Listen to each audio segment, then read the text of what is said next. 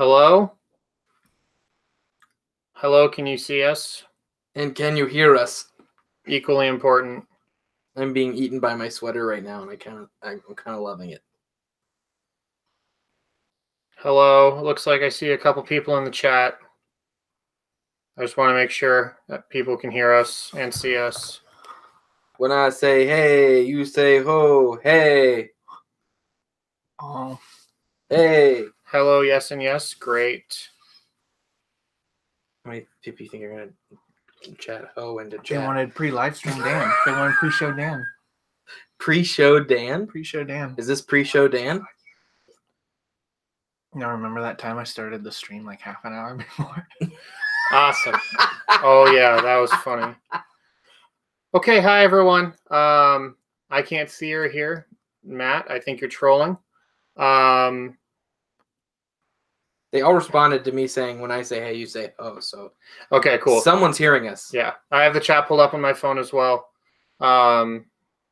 So, yeah, apologies for the technical difficulties. You may have gotten 2 emails from Patreon being like, hey, here's the link, and then immediately deleted. And then another email that said, hey, here's the link. So that just means everything's going right. It means all things are working correctly. Today's been a day of technical difficulties, chat. So I'm glad it just extended beyond my morning into the afternoon as well. Welcome everybody, though. Welcome to the March barely March 2019. Is it the 30th today? Today's the 31st. Woo! Last option. If you're in Australia, I apologize that it's no longer March. But everywhere else in the world that we probably have listeners, it's probably still March. So thank you guys for being here.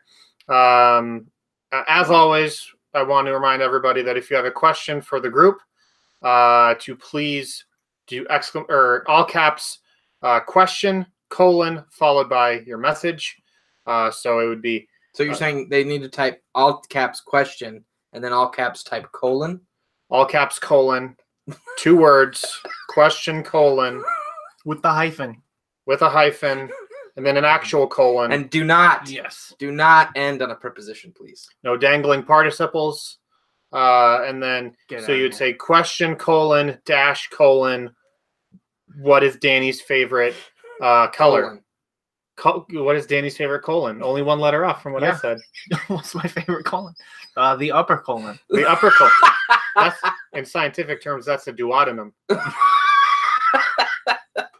Then you have the ileum and then the jejunum. That's the lower colon. This is the stream that everyone signed up for. I know. This is it. This is it. No one actually cares about sneak attack or the process or anything like that.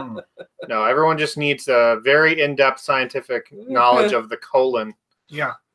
I remember when I was I was a junior in high school. I was 11th grade. We went and toured our university's dental school where they have cadavers. Cadaver lab. Dan was there. They had dead people. They had a cadaver lab because at our university, which has a very prestigious dental college, they say if you know, like, one of the core components of being a dentist is not knowing just the mouth and the teeth, but what all that feeds into.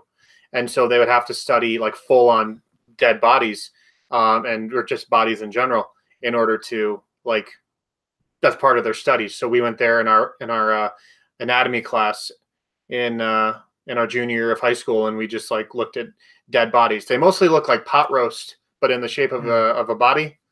Delicious pot roast. I brought some Heinz, and Did they have faces? No, all their faces were covered with washcloths. Just cut off. That's so freaking terrifying. Well, it'd be worse if you saw the face, I think. Yes, but now I'm just imagining the face. Yeah. So it was just like they showed us, like, you would see some lungs, and they were like black spotty lungs. You'd be like, why do you what do you think this is? And we're like, that guy, I believe, was a smoker. And they're like, that's right. And then they would show us the colon, and they asked us like the 3 parts of the colon, and I said the duodenum, the ileum, and the jejunum. And I'm not 100% positive on ileum, by the way. Those are fake words. But those aren't real words. But yeah, that and she was very impressed that I knew the 3 parts of the colon. She asked for his number after. She did. She slid into the DMs back before DMs were a thing. Mm-hmm. Just called sliding a paper with your number over. Yeah, very, very archaic. Question, : will Ethan augment his : That's from Matt. Dude, what's going to happen when an EMP goes off around your character? I don't know, because that device I've got in my chest, I'm fully expecting something terrible to happen with it.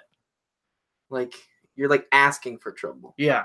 It will. Yep. Does your character have a death wish? No. I think he's just not afraid of a lot. Okay. What is it that you think makes Ethan so unafraid? The fact that he grew up on the streets by himself. I grew up on the streets. Yeah. Where I come from. Like, when I think of Ethan, I think of Han Solo with less cavalier. Okay, a less charismatic Yeah. Han Solo. Yep. Okay. Who is more you're more cavalier with your life Yeah, sure. than Han Solo. Yeah. Okay. So And the IBS, maybe it's not really a thing. a less charismatic, less pragmatic Han Solo. Yeah. Okay. Han Solo minus the good stuff. Oh, yeah. Zach says a more poopful Han Solo. Oh, there you go. Just full of poop. Got him. I don't know if you guys can see what looks like our screen is melting right now. I don't know if that's on our end exclusively or if it shows up on your side as well. I think it showed up there on the screen. Oh, did it? Yep. We don't know what's causing that. It's not the camera. We double checked. Mm-hmm. So if it looks like we're melting, we're fine. I promise. Yeah. But it's just a little strange. Google is definitely screwing up something with Hangout right now. But just ignore that. Ignore that. To be completely fair, our experience with Google Hangout has not been pristine. No, it's always been terrible. Up to this point. It's always been terrible. Then, with no notice or option to revert back to the old system, they flipped it to some new thing. And, like, the interface is completely different, and you have to use an encoder now. Come on, Google. Instead of just using Hangouts like we used to. Or, like, a link. Yeah. So, it's pretty terrible. I apologize if it does it in advance. Again, it's been a technical difficulty-heavy kind of day. So, again, why wouldn't it just extend into... Hey, but into this. It hit 3 o'clock and we were here, man. We're here. That to me is a solid win. Okay. Here's a question from Spencer Estevez. Welcome, Spencer. I don't know that I've seen your name floating around the chat much in the past, so welcome. If this is your first time, give some love to Spencer. Hey. Okay. This is a good one. Question: soda of choice. Oh, Diet Mountain Dew, baby. Diet Mountain Dew. You're disgusting. Or Coke Zero. It's a sick man. It's a sick man. I actually like Coke Zero. Yeah. I do not get Diet Mountain Dew. See, It seems like an abomination. I got so used to diet soda that drinking regular soda, it's like way too sweet, especially Mountain Dew. Yeah. So, yeah. Josh, I get the taste. Dr. Pepper. Dr. I mean, Pepper. it would have been Mountain Dew, but I quit Mountain Dew in an effort to not drink any more Mountain Dew, and I drink a lot of Dr. Pepper. So, it's 23 flavors. yeah, 20. it was a good health move. Yeah. Health tip: if you're tired of drinking one soda, drink another soda. Yeah, until you get tired of that one, then go back to the first one. Yeah. I'm currently, however, drinking cheap sparkling water, which Ooh. I also freaking love. My soda of choice is Mountain Dew. Regular, pure, from the mountain. Pure. The nectar of the gods. Nectar of the gods. It's your second time here. That's awesome, Spencer. Welcome. Second time. Feels good, man. Woo. Everyone says you're disgusting, Dan. So just a heads up. This is from Blake. Question: have you tried other RPGs like Stars Without Numbers prior to deciding to overhaul 5e for Is space? that like Doctors Without Borders? I think so. Oh, so it's without numbers. Here's what's really funny. Speaking of Blake Livingston, there's an actor named Ron Livingston who was in Band of Brothers and stuff like that. Ron Livingston played a doctor in the TV show House, and he was a member of Doctors Without Borders. Oh, wow. I've never played that game. I've never played Stars Without Numbers. Also, that's a deep cut right there. That's a deep cut Ron Livingston reference just floating around the old noggin. Ron Livingston is also from Office Space. Yeah, that's like what he's most known for. It's a sandbox RPG gaming masterpiece, says Geek and Sundry. Oh. No, so Kickstarted.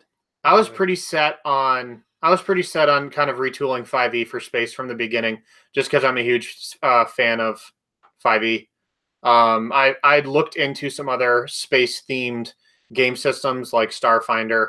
I'd played the Star Wars one before, and it just neither of them felt right to me.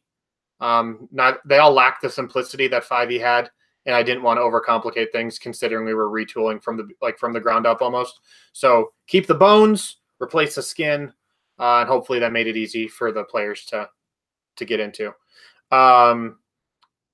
Quotato, new name for D&D for your game, Dropships and Droids? Maybe. And I can't use that because you suggested it and then you'd have royalties or something. It also seems very pristine space. Like skin tight, perfect, like robot suits. Oh, yeah. Well, that's not us. You know what I mean? Like at least that's what all the images I found online had, like very clean outer space. And we're very... No, if we had a game system, I think it'd be like dirty space mongrels. Like 1980s outer space. Yeah. Yeah. Reagan space. Something went wrong. Yeah, that should be like the subtitle of whatever our game system is. Just something went wrong. Yeah. Society has failed. Mm-hmm. So, there's no more questions that come in right now. So I'll use, definitely feel free to obviously submit more questions. But I'll use this opportunity to say, like, if all of you are patrons at this level, which first and foremost, thank you for being patrons. Of course, I say it at the end of every episode, but we really could not do this without you guys. But all of you should have, I guess all of you in the States, I don't want to be perhaps overselling myself, but you should have either received the first postcard from outer space if you are in the tier 3 tier, as well as all of you who are watching now should have received your Volume 2 space patch. Ooh. Officially. I've seen a lot of people post on Twitter that their patches have come in. Some people have also posted that their postcards have come in. Again, apologies that the postcards took longer than they did. I was kind of waiting to do them all en masse, but with the address like confusion that arose from the patches, it just like delayed everything a little bit. But that's not going to be the case going forward. A couple of you guys haven't got them yet. Okay, that's okay though. I promise they're on their way. Like I shipped out 350 of them. Whew.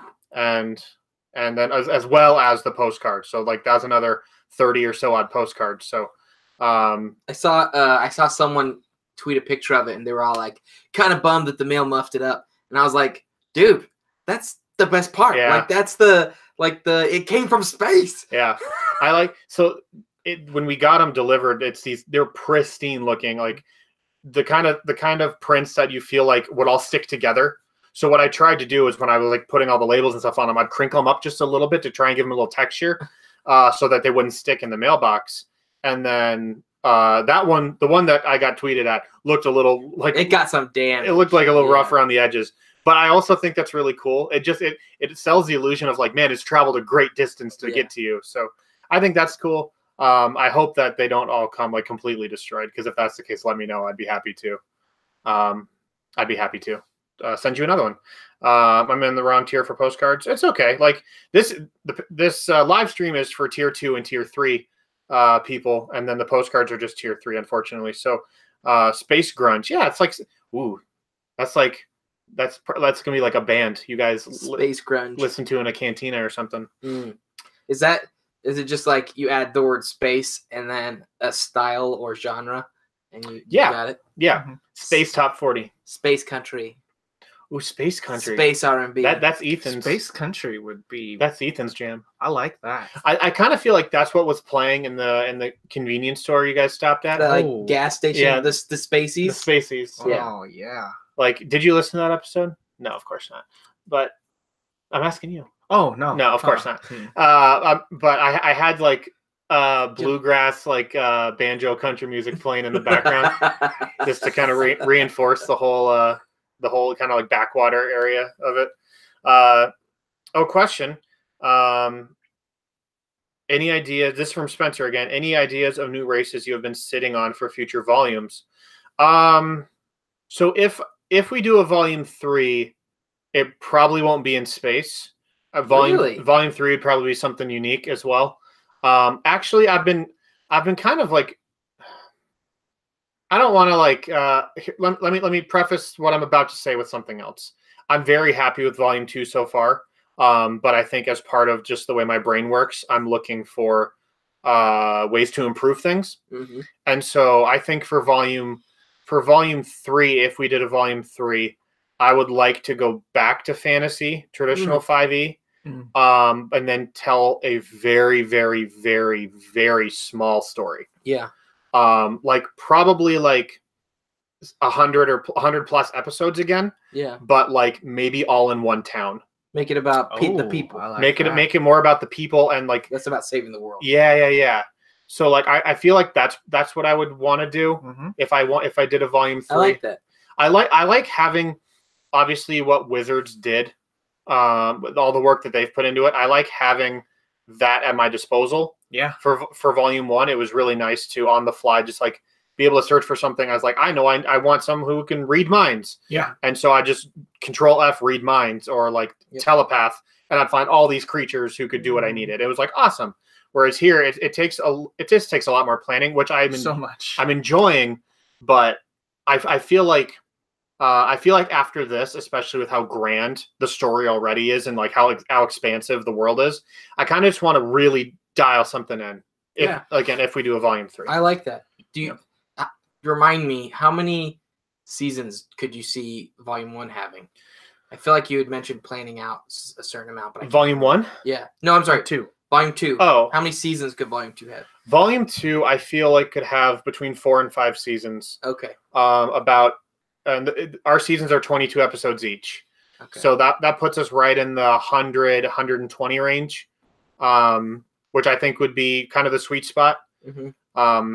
So just for people listening, what would it take for volume 3 to come out while we're still doing seasons of volume 2? What would it take for volume 3 to come out? Yeah. Like, let's say like make them in conjunction with each other? Yeah. Because I'm just saying, like, because basically if we do 5 seasons of volume 2, that means we probably wouldn't see volume 3 for like 2.5 years. Yeah. So part of me is wondering, well, what if like, well, I'm just saying, like, it's a purely hypothetical. Where would the Patreon need to be in order for you to be like, all right, we're gonna double down and do 2 shows at once? That's a lot to bite off. I know. I'm just saying, like, what would it? His full-time job. I mean, yeah, probably like $5 or $6 grand. Okay. A month in revenue. Okay. In order to justify a second full like campaign volume 3 type thing. Right on. That would be that. I mean that would be very difficult. Yeah, it'd be a lot of work. Yeah. The death of Reed. Yeah, probably. James is asking for a Titan sneak attack crossover. Maybe I've been saying like that would be dope. I think it'd be really fun. That'd be dope. I think it'd be really fun to mix and mash our casts in one shots. Yeah, I agree. That I think would be the most. Yeah, I think that makes the most like narrative sense too. Yes. Just like one little fun thing. I know Kelsey said she wanted to DM something before too. Yep. So like getting like her sister and brother-in-law, and then like you guys or something like that. I want to see Mike and Ricky in a cast together. That would be very fun. And I think seeing you as a player more would be really fun. So see who like we've had enough of Dan. I'll just see myself.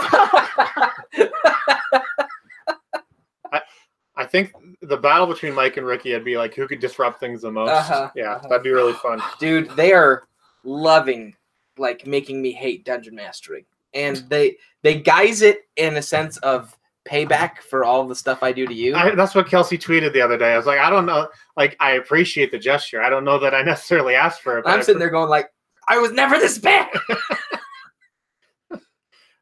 No, but you were a part of it. Yeah. Mike was the worst. Mike was the worst. This is from Andrew. What's up, Andrew?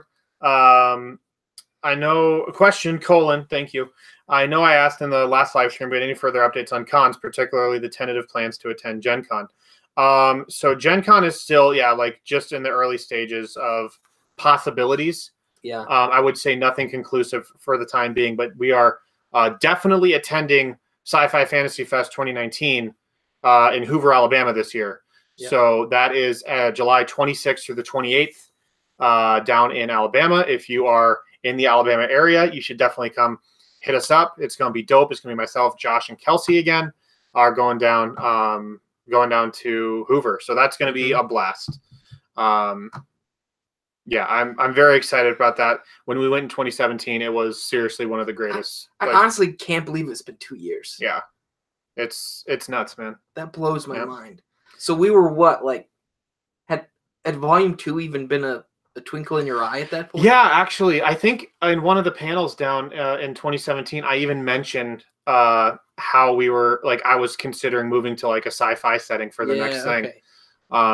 Like that was at like the very earliest stages of the conceptualization of it. Wow. And now here we are. Wild. Yeah. Yeah, because we didn't start the Kickstarter, which was kind of our Volume 2 announcement, until, was it it was like September 2017? Yeah, it's like September of 2017.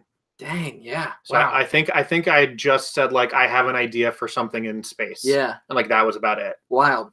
Wow. And now here we are. That's awesome. Everyone says Kelsey would be a great DM. I agree. I would love to play a game in Kelsey's world. This from Zach. Question: would you guys consider your characters what would you guys consider your character's alignment? As in, who's more like chaotic, neutral, good, that kind of stuff? That's a great question, Zach. So I don't have character alignments on the character sheets, but I like people when they're like, I told them to consider what they would be. So Dan, what would you say Ethan is in terms of alignment? I'm so terrible with the alignment stuff. I think it's helpful when you build a character, but I have a hard time like keeping that in my mind when I'm playing the character. What would the alignment be if somebody's ultimately going to look out for whatever's in their best interest? You're chaotic neutral. Chaotic neutral, yep. 100%. That's before, as I asked you the question in my head, my answer for you would have been chaotic neutral. Yeah. And you saying looking out for themselves is definitely chaotic neutral. Yeah. Yeah. That makes sense. What about Lucky's? I think lawful neutral. Yeah. Oh yeah. I mean, like in terms of like just his narrative, pure balance would be neutral. Yeah. But and honestly, there are probably occasions where, yeah, you know what? You're probably right. I actually think that's closer. Yeah. Because I think he does do somewhat chaotic things sometimes, but he also is kind of lawful at sometimes, and sometimes he's good, and sometimes he does bad things, depending on what he feels like the moment calls for. Yeah, I think Chip would be lawful neutral, and I think T would be chaotic good. Yes, I think T would be chaotic good. Yep. Because her intentions are always the best, but she's oftentimes incapable of like expressing that or acting appropriately with those intentions. Yeah. But she is easily the most good natured. Yes, of the 100% four of our characters. 100%. So I'm true neutral. That's an excellent question, Zach. That's a good question. I didn't consider that. Question from It's Me, Welcome back. I remember your name. What is your favorite monster that you have used or have been put up against in an RPG tabletop game? That's another good question. Ooh.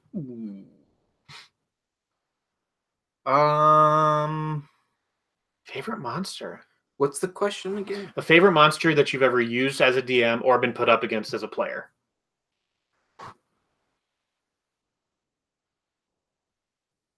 Favorite monster I've been put up against as a player. I think for a DM perspective, I really enjoyed whatever Valisar was. I know I called him a Deva. He kind of just acted like, he was like a custom thing. But I kind of modeled him after Deva principles.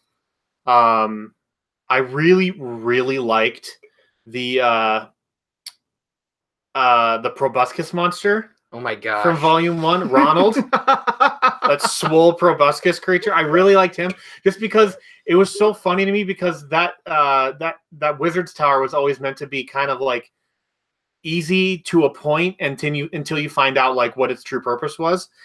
But you guys were so terrified of getting probed that like when I told him that he stabbed you, everyone freaked out, and just your reaction is what I remember. Yeah, I'm pretty sure you also knocked me out. Like knocked me like down. Yeah, I'm pretty sure he did.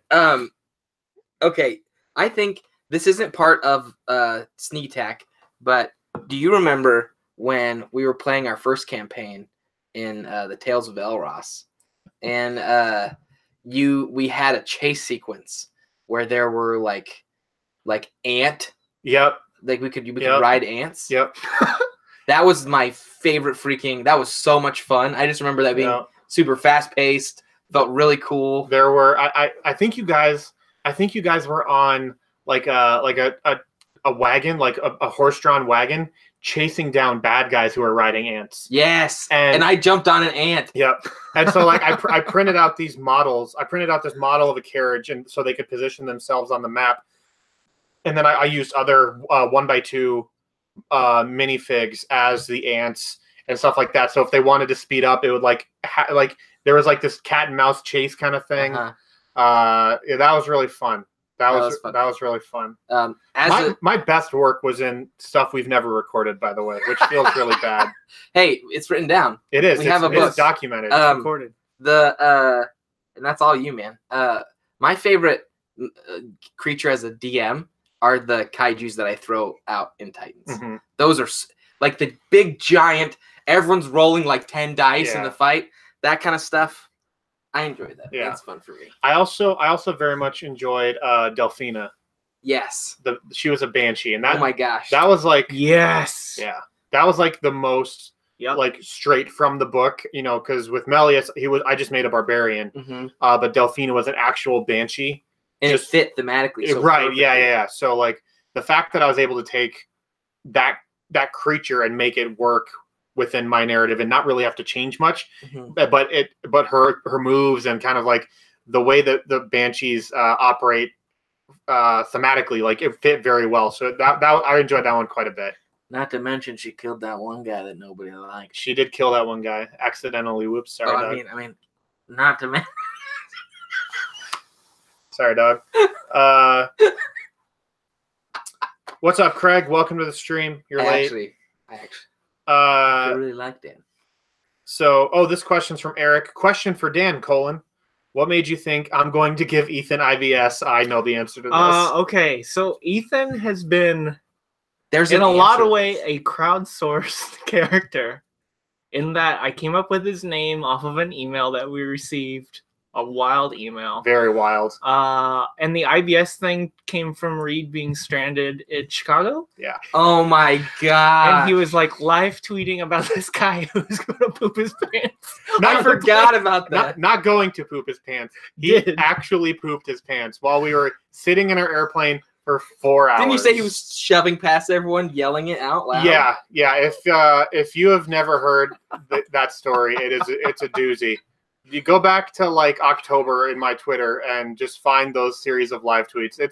I'm sure that there's someone in the chat who can just link to that tweet in Discord or something. That thread. There was a man after about an hour of sitting in the plane at the gate. Babies are crying. It's super hot. It's a brutal situation. You painted the picture really well. We were like prisoners of war. That's not. People have PTSD from that. And that's an incredibly rude thing to say to actual POWs, but like that's the closest thing I'll ever come to it, I think. But I'm sitting near the back of the plane, just like watching something on my phone, trying to not think about the torture that I'm being subject to, and this guy, he starts pushing through people in the center aisle. And he just starts screaming, "Lavatory emergency! Lavatory emergency!" And I go, "Oh boy! Like someone better let this guy through."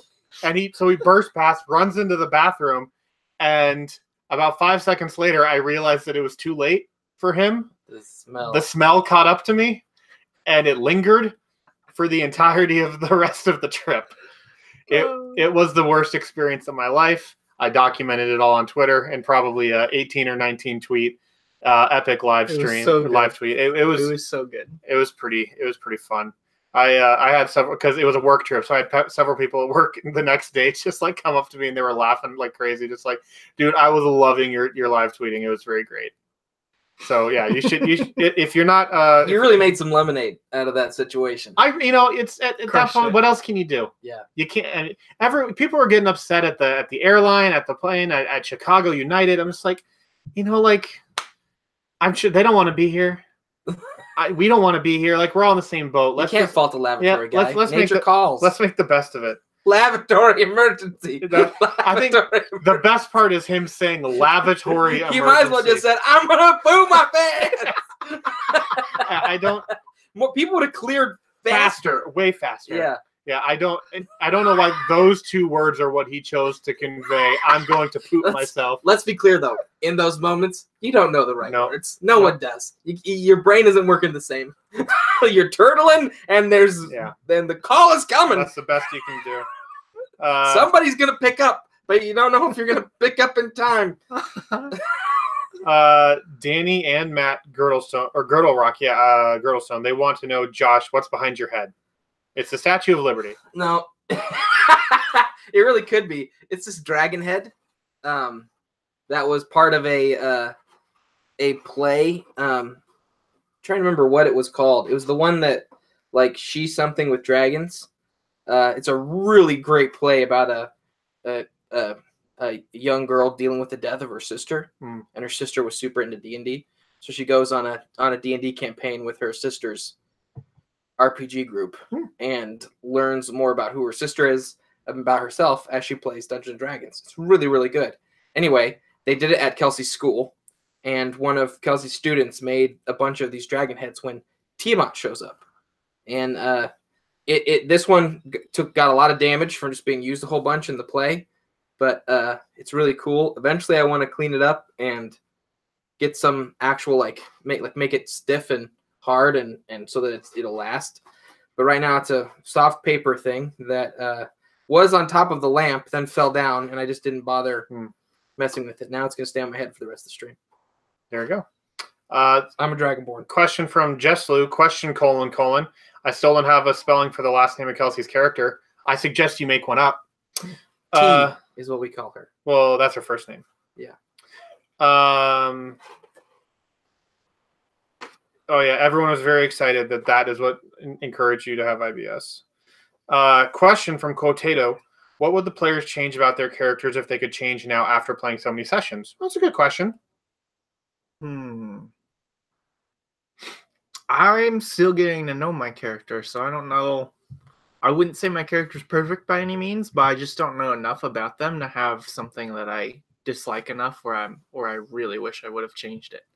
Yeah. I'd probably give him a Scottish accent. Ooh. Really change things up a little bit.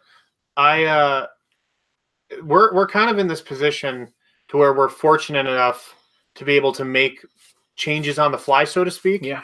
And that if there's something about a character or a class or a race that I'm just like, you know what, I think this would really help create some unique gameplay opportunities or make this character stand out a little bit more amongst the crowd. We can make those changes now because nothing's gone to print yet. So one change we're planning on making with the engineer class, specifically the machinist subclass, which is what Kelsey plays, is we're going to give her the opportunity to collect scrap along her journey, and she can then convert that scrap into like up to 25 different devices, things that she can craft and manufacture herself rather than having to buy them. And that's going to be unique to her subclass. No other class is going to be able to get that feature. And then we're also going to take that and convert it into she'll spend scrap to make repairs and stuff like that. Because up until now, we've just been like, hey, you probably have this thing, right? And it doesn't quite work. So I think we just need like a currency, like a unit of measurement to actually give her class a little bit more importance in their role. And again, that's something we never would have discovered until we actually got in and started playing it. Yeah. And Kelsey says, like, I love what this class is capable of, but I don't know that I'm contributing that much. And I say, I agree. Let's figure it out. And that's kind of what we've come up with right now. Also, I apologize For those of you that maybe jumped in late, I apologize if it looks like we're taking LSD over here. We're not.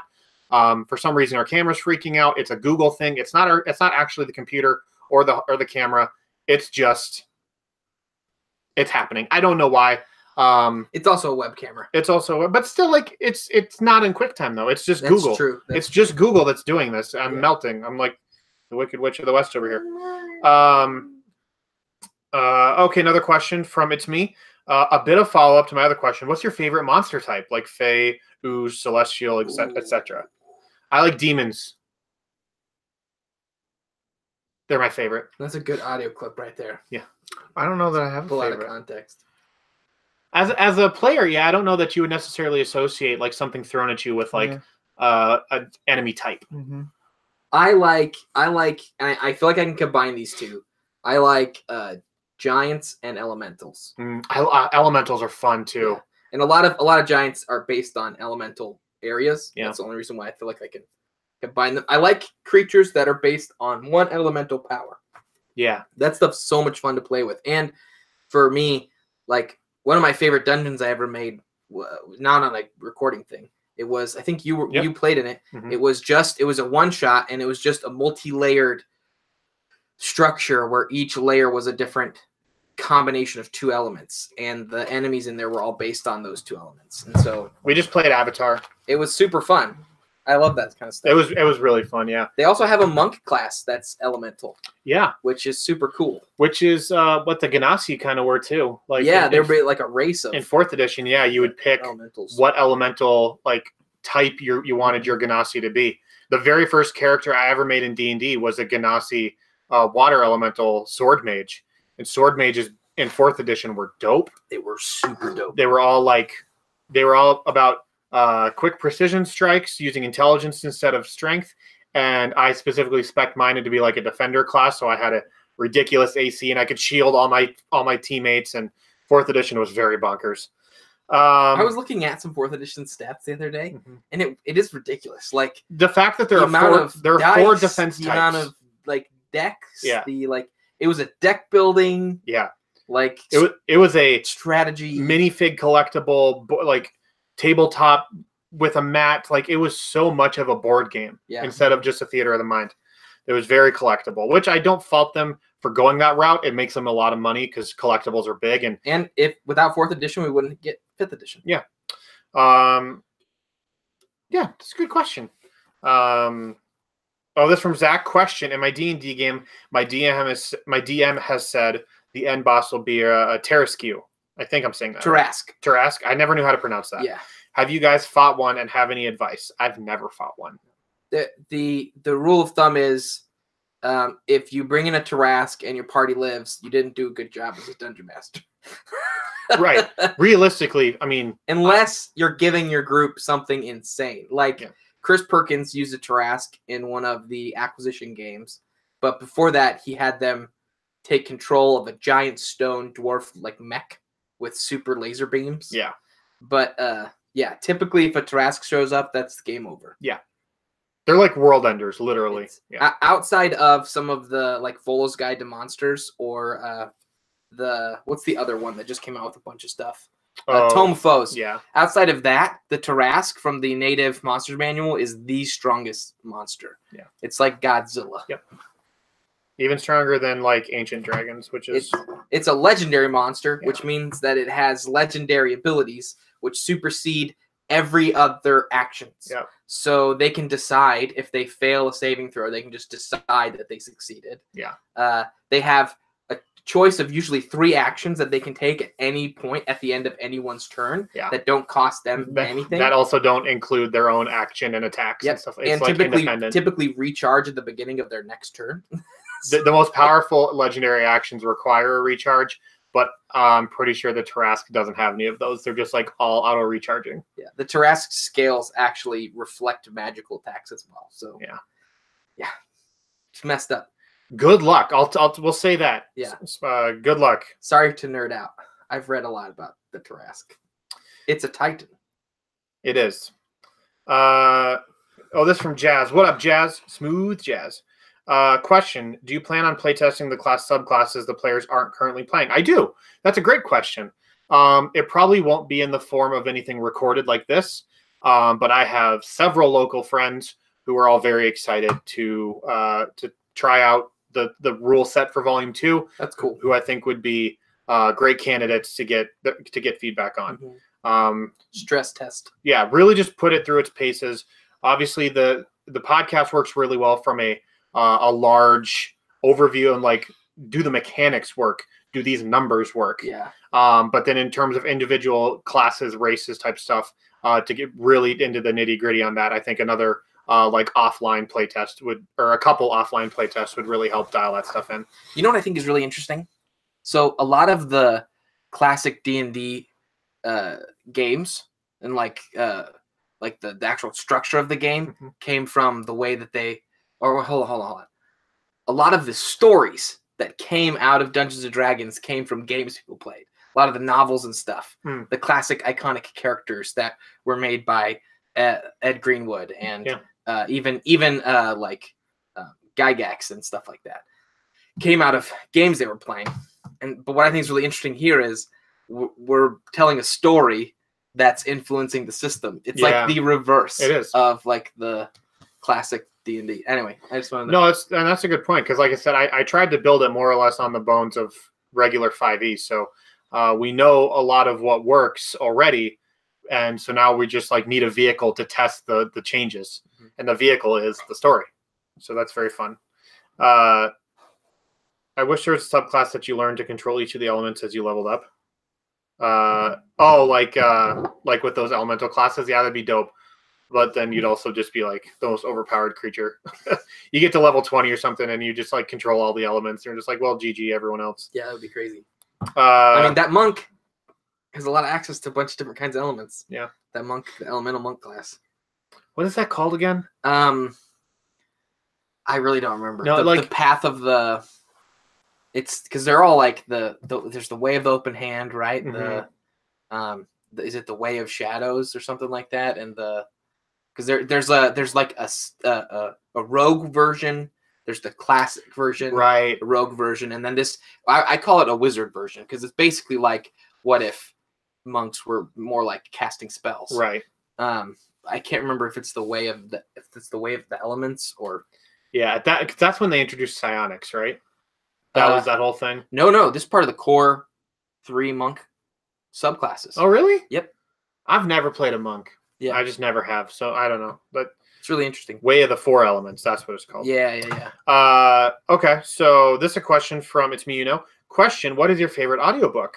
I know Josh loves Wheel of Time, but the guy who reads it does not have a voice I like. Any suggestions of books I should listen to?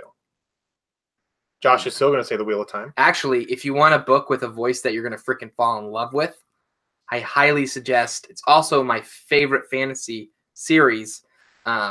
It's the Chronicles of the Unhewn Throne, and it's the first book is The Emperor's Blades. The guy who reads it has a slight English accent. Always makes it better. And does a bunch of different, really cool, unique voices. So I loved that book series and fell in love with it really quickly. There is, content warning, lots of language, but still fantastic story. I really like American Gods. Yeah. And if you want a bunch of celebrity voices, Lincoln in the Bardo. There's like over 100. That sounds like a made up, like you just made it up right now. Nope. It's very good. Lincoln and the Bardo. In the Bardo. In the Bardo. Mm-hmm. I don't listen to audiobooks. I'm lame. What's up, Aneo? Welcome to the stream. This is from Jess Lou. Question, since bionics come in such a variety of shapes and sizes, do the racial features change too, or are they set? That's a good question.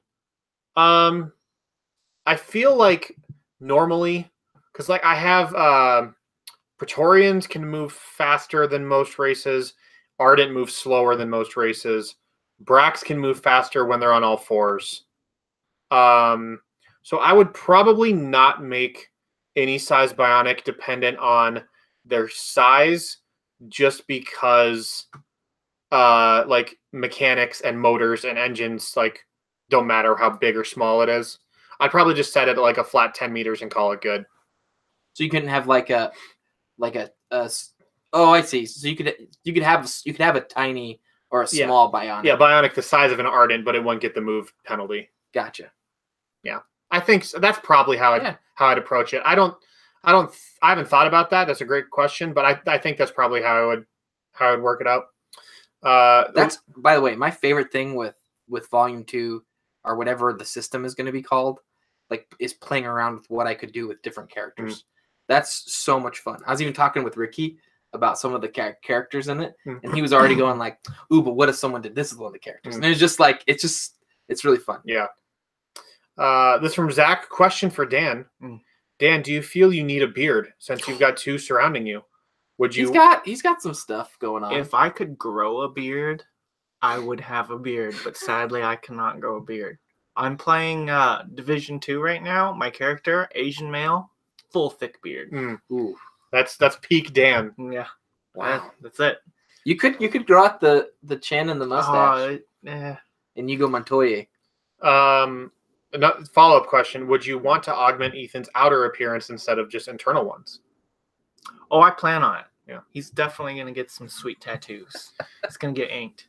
There's a character coming up in one of the next episodes you guys haven't heard yet. I think it might be episode 13 that has a really cool tattoo that I'm a fan of. She has like a neck tattoo that I'm not going to go into too much detail on, but I really like that character and I really like that tattoo. Question. Blake is very invested now that you've said Division 2. Blake, are you playing on PC? Yep, I am.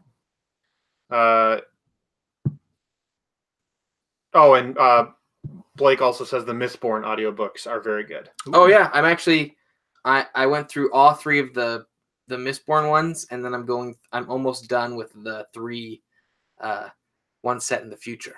Where do you listen to your audiobooks? I listen on Audible. Audible. Mm-hmm. So you just buy those books. I mean, I get a free. I pay $14 a month to get a credit, and then I almost always spend it on a book that's $30. So, like, that's savings. Yeah, I don't know. It's a subscription, and I like that I always have access to those books. I've listened to The Emperor's Blades 4 times, so. With library, there's always the problem of going like, someone else has reserved it. Yeah, that's the problem I've got. I missed it, and with some other stuff, yeah. So I like the own it model. I wish it was more like Netflix, where it was like 15 or even $20 a month. You get as many downloads as you want. Yeah, just download it. And when you're done with it, you're done with it.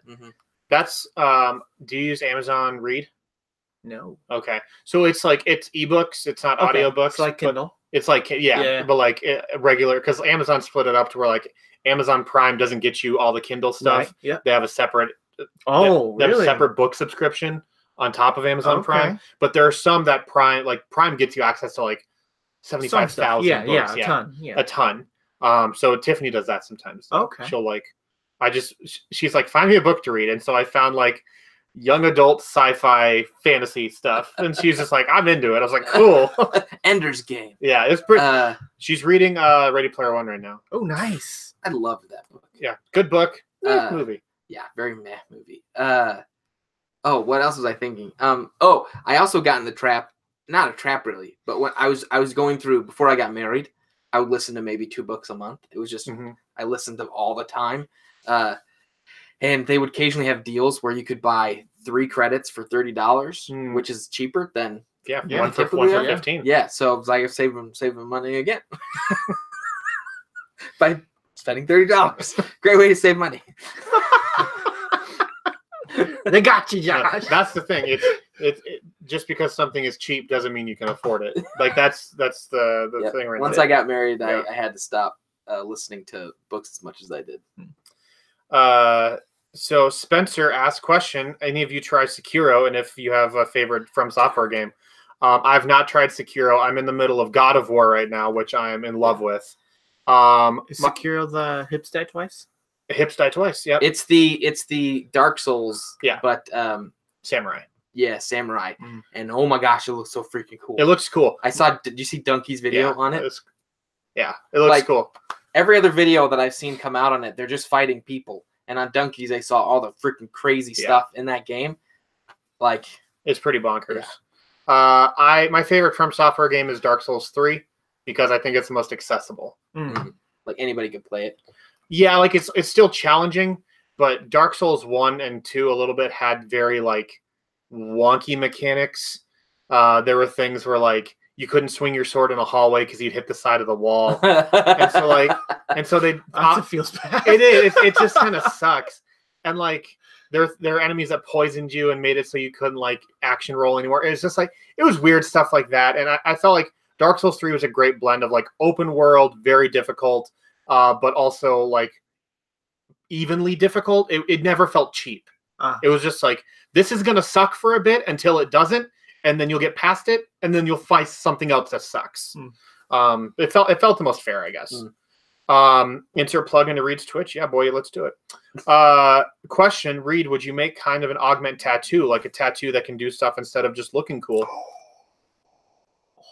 Maybe it already exists. Maybe it doesn't. Who knows? How did they've been talking to you? No, I've not mentioned the tattoo before today. Wow. Yeah, no, very, very perceptive, very intuitive. Keep your eyes open for the next couple episodes. Yeah. This one is from Ferenian. I don't know if I'm saying your name right. I also don't recognize your name. Welcome to the stream. If this is your first time here. Questions, any plans for a Volume 2 holiday-themed episode, Merry Spacemas? Definitely going to be some type of themed episodes this year. I don't know. More than likely, it will be Halloween. Oh, more than likely, it'll be Halloween. I love Reed's Halloween episode. They're some of my favorites. So. We haven't done a Halloween episode since the first one. The first year. The 2015. Oh, so we will probably do a Halloween episode. I've already kind of thought about it. They will most likely have to go to a planet that is Planet Halloween. And that's going to be the episode title. They'll go to a planet that is just a cemetery. Like all the dead in some system get just shipped out to this one planet. Oh, that's so creepy. And then they'll have to explore this like abandoned cemetery with spooky goings on. I love it. Will Lord what's his face show up again? Oh, what was that guy's name? I can't remember. But it seemed so important, and then we never heard from him again. What was that guy's name? We just destroyed him with. Alyssa, help me out. It was Lord something, wasn't it? Was it Orthancs? Orthancs the Eternal. Yeah. I feel like his name was Orthancs. Maybe there wasn't a Lord. It is the Eternal. Why do I want to say Lord? I don't know. Well, he's a vampire lord. Yeah. Okay. Or Lanks? No, I'm pretty sure it's Orthancs. I remember now. Or no thanks. Orthancs. Yeah. Or maybe it is Orlanks. I don't know. You've got me questioning it. Or flanks. Like a dragon tattoo that can shoot a fireball. That'd be dope. I don't have anything like that planned yet, but like I do have some twists on like augmented tattoos.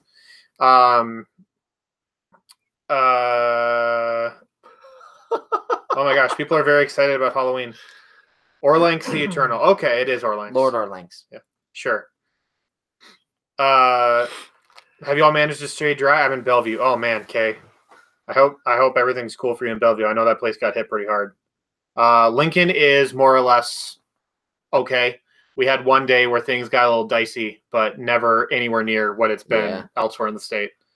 So hope everything's going good for you out there. That really sucks for a lot of people in the state. Let me get my notes. All right, Alyssa, I'm glad you're on it. This is from Jazz. Question, : what are your favorite augments? The thing I love about Reed's system and the way he works with us is I think my favorite augments are ones that don't exist yet. Yeah. Whatever they want them to be, really. Yeah. He's just so flexible with working with us as players to help our imagination like come alive in the game. I think eye augments are really cool. I like those on the character, and I like the different like abilities they can grant. But personally, I also have to say the vape augments are interesting. The vape augment. My favorite are probably some of the ones that the players haven't seen yet. Level 2 and level 3. Yeah, those are pretty boss. Class 2 augments are really cool. Most of the class 2 augments are like where your character stat increases come from. So like if someone wanted to be like, I want to increase my strength ability score, that's how they do it. They would like replace a core muscle group to get stronger, or their wisdom would be like a brain implant kind of thing. So kind of like a limitless pill. So and you can do it for all number of things. Then there are custom ones specific to each class. But then there are other just like kind of powerful class 2 augments. Like one of them is like a chameleon skin. It's like you can like back up against a wall, and then you'll become the texture of the Metal wall. Gear Solid 3, baby. Like Metal Gear Solid 3. Okay, I'm just picturing Ethan Cole going up against the wall. I'm gonna get a black market one that doesn't work. No, here's what happens. He goes up against the wall, he disappears, person's walking by, and then you hear coming out of the wall. Yeah, so there's a chameleon one. There's a thermal optics one to where it's like your eye is replaced with like a thermal camera, so you can spot invisible or cloaked creatures, which will like be useful as the enemies get tougher. So just stuff like that. Like then there's class 3 augments, which like theoretically don't exist. Like they're completely outlawed in the galaxy because they're so powerful. They're like portable mini nukes. One of them is one where you have like a supernova implanted in your chest, and you can shoot out like the power of the sun in a laser beam. That's a class 3 augment. That's probably going to be like 15,000 credits or something like that. World ender, right there. Yeah, it's kind of like a world. You fly into the sky and point it at the ground, and then everyone down there dies. Also, the augment that Ethan currently has, he doesn't need to sleep anymore. Yeah. Oh, and you get health regen. Yeah, it's so great. Yeah. But when it doesn't work, which is what I'm looking forward to the most, it's gonna be great. Yeah. Where you just start. I don't know if he's just everywhere. gonna like crash. Dan loves seeing how far he can take things before they turn on him. Yeah, I even love the step where they start to turn, because it's like, okay, let's go, baby. Okay. Oh, his name is officially Orlanx Ebenstone. He called himself Orlanx the Eternal. Thank you, Alyssa. Question for Dan: would you ever consider streaming? Dan does stream. It's really erratic occasionally, but I'm set up to stream. I just don't do it on the regular. Yeah, he has like a professional like 1% like A-list streamer set up, and he just doesn't use it. But I imagine he will at some point. We'll all be there. Question from Aneo: how many of the NPCs you've made have augments? A couple of them you've seen have augments. A couple of them that you've seen have hidden augments that have not like revealed themselves yet. But for the most part, like the general like thug in the street, they're not going to have augments because those guys don't even have. Money. Yeah, they're too much money. Those guys don't even have like biotic shields. So it's very rare for like random insert thug here guy to be like well equipped or have that kind of stuff. But like as the NPCs start, like Braxton McClaris, you should probably count on him having an augment or two, like 1 or 2. Question: can you harvest augments from NPCs? What a great question. I'm kind of upset I read that out loud. Ethan is very intrigued. I mean, you only have one character here who's going to actually use that information. Yeah. I would say perhaps if you had a medic in your group, someone who knew how to like remove them, knows how biological like functions work and would be able to extract something without damaging it. I couldn't just like bring a head into somebody and be like, "There's something in here. Maybe. I want it." I mean, like maybe, yeah. Like if they had an eye socket you wanted or something, you could bring the whole head and that'd keep it intact. But that's crossing a line for Ethan. So that's the line. We found it, chat. That's the line. That's a really good question, by the way. Question: is there a tipping point between biological and machine with the amount of augments installed? For sure there is, and I think that's probably a theme we will be touching upon as a whole, like later on in the show. The great question, Kay. Thank you. Someone's accusing Josh of falling asleep. Josh, don't fall asleep. I'm here. This from Quotato, and then we're probably going to wrap up here real quick because it's almost 4. Question, can there augments for a RoboCop-style holster or Wolverine hidden blades? They already exist. That's an excellent question. Quotato, there is already an augment called Thigh Holster that it is a compartment forged in your thigh that you can hide a weapon that has concealment. It's funny. We talk about that in the next couple episodes. We do. I think in the very next episode we mentioned that it exists. Now this wouldn't get picked up by a scanner. It would for it wouldn't for an echo detection one, but a really high level scanner would pick it up. Yeah, like the scanner you went into for Adaptive Innovations, they would pick it up. Any random street scanner, no. Yeah, okay. No. It's specifically to I created this this weapon statistic or weapon trait called concealment. If it's an item is small enough to be able to stowed or try to hide it from authorities, that applies to daggers and blasters. So switchblade or a blaster you can fit in your thigh holster, and so you just with your brain open it up, and the gun lifts up and you grab it and shoot people. Very, very RoboCop. Question: when the gang went through the augment detector, why didn't it turn yellow on T's impact dampeners? Oh, I probably forgot them. I knew she had the I one, but I probably forgot about the impact dampeners. Yeah, I mean that's probably it. And those are so mild that I don't think they would have done anything. I probably should have slapped that same device on on her leg to disable the impact dampeners that I did to Ethan, but I just spaced them. That's my bad. I feel like it went yellow on everyone but Lucky because TS2 augments and Chip is metal. Well, it's not a metal detector, so to speak. It's a augment. It's more than that. Question: I love you guys, but why isn't Kelsey ever on these chats? I mean, she's got stuff to do. Yep. Like Mike. Mike has something going on today, family obligations. Mm-hmm. So that's the way it goes sometimes. What is that? My neighbor. Oh, doing what? Probably some kind of mechanical thing. I think he's kind of handy. I think someone outside is trying to mulch a body. Yeah. You ever seen the end of Fargo? Ooh. Just like that. Anywho, I think this is gonna be it for the March 2019. And they're playing our song. Yeah, that's it. They're playing us off, so we gotta go. Sorry, guys. No, seriously. Thank you guys for tuning in. Sorry it was kind of last minute. Sorry that we've had some technical difficulties. We really appreciate you guys sticking it out and being faithful with this thing. It's definitely not the intent that we wait right till the end of March. I'd like to give you guys a week's notice so you can plan it out a little better. But this month was just not possible. We had a lot of busy month. Moving pieces from all 5 of us, and it was just very difficult to coordinate everything. But thank you guys for being here. It's so great to have you guys and be inquisitive and come up with really good questions and really challenge all of us to be able to think about these things oh yeah, I hadn't considered that. So thank you as well. If you missed last month's stream or if you're watching, if you just joined late, all these existing patrons will be able to watch the stream in its entirety as soon as it's done.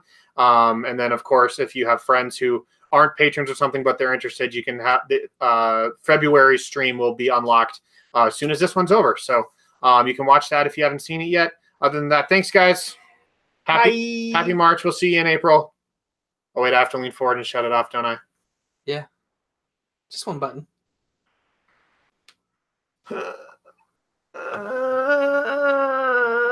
Wait!